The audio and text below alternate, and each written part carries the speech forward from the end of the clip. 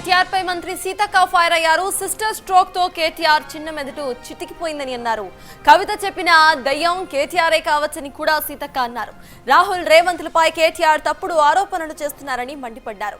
మోదీ మెప్పు కోసమే కేటీఆర్ ఈడీ గురించి మాట్లాడుతున్నారని, ఆయనకు నీతి నిజాయితీ ఉంటే కాళేశ్వరం ఎందుకు కూలేశ్వరం అయిందో చెప్పాలని అన్నారు. కాళేశ్వరంలో కమిషన్ తీసుకున్నప్పుడు లేని భయం కమిషన్ ముందుకు రావడానికి ఎందుకని సీతక్క ప్రశ్నించారు. కేటీఆర్ చిన్న మెదడు చితికిపోయింది, అందుకనే ఇష్టానుసారంగా మాట్లాడుతున్నాడు. కాళేశ్వరం విషయంలో కమిషన్లు తీసుకున్నప్పుడు గుర్తు రానటువంటి మరి భయం ఈరోజు కమిషన్ ముందుకు రావడానికి మాత్రం భయపడుతున్నారు.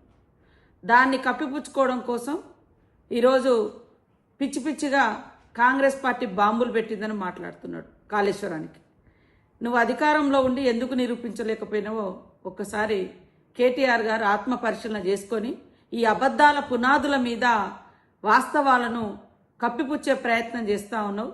ఈడీ గురించి ఒకటి అంటాడు, కాళేశ్వరం గురించి ఒకటి అంటాడు. మరి అలా చెల్లె సిస్టర్ స్ట్రోక్ తోటి నువ్వు బాధపడుతున్నావు, మానసికంగా చాలా ఇబ్బంది పడుతున్నావు.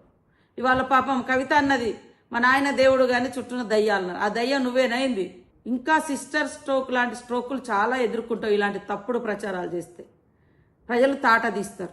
మోడీ దగ్గర ప్రశంసల కోసం ఇవాళ సిస్టర్ స్ట్రోక్తో బాధపడుతున్న కేటీఆర్ గారు మా రాహుల్ గాంధీ గారిని, సోనియమ్మను, సీఎం రేవంత్ రెడ్డి గారిని కూడా మరి రకరకాలుగా మాట్లాడుతూ శునకానందం పొందుతారు.